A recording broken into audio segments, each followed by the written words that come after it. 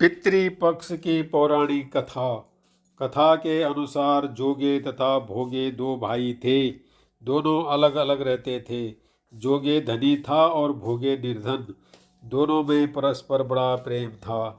जोगे की पत्नी को धन का अभिमान था, किंतु भोगे की पत्नी बड़ी सरल हृदय थी।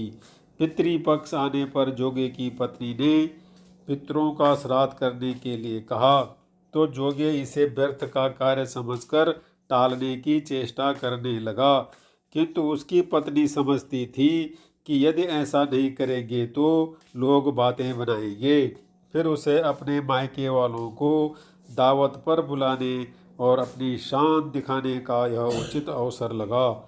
अतः वह बोली, आप शायद मेरी परेशानी की वजह से ऐसा कह रहे हैं, किंतु इसमें मुझे कोई परेशानी नहीं होगी।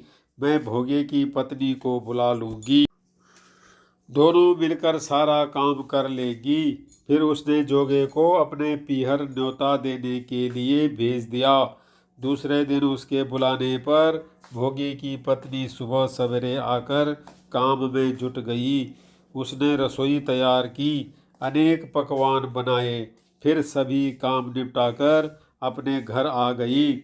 आखिर उसे भी तो पितरों का श्राद्ध तर्पण करना था। इस अवसर पर न जोगे की पत्नी ने उसे रोका, न वो रुकी। शीघ्र ही दोपहर हो गई। पितर भूमि पर उतरे। जोगे भोगे के पितर पहले जोगे के यहाँ गए तो क्या देखते हैं कि उसके ससुराल वाले वहाँ भोजन पर जुटे हुए हैं।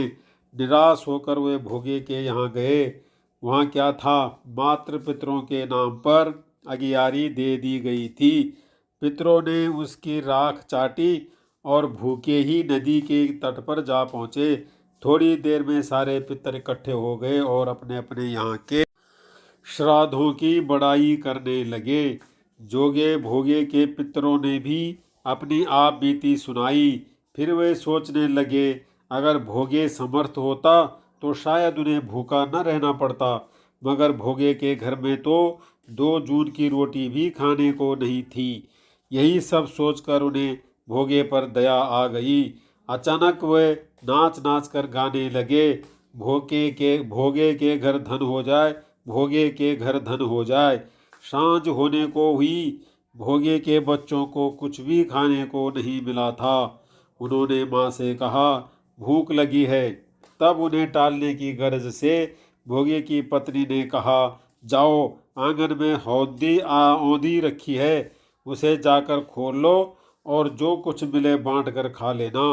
बच्चे वहां पहुंचे तो क्या देखते हैं कि हौदी मोहरों से भरी पड़ी है। वे दौड़े दौड़े माँ के पास पहुंचे और उसे सारी बातें बताई। आंगन में आकर भोगे की पत्नी ने यह सब कुछ देखा तो वह भी हैरान रह गई। इस प्रकार भोगे भी धनी हो गया, मगर धन पाकर वो घमंडी नहीं हुआ। दूसरे साल का पितृपक्ष आया। श्राद्ध के दिन भोगे की स्त्री ने 56 प्रकार के व्यंजन बनाए।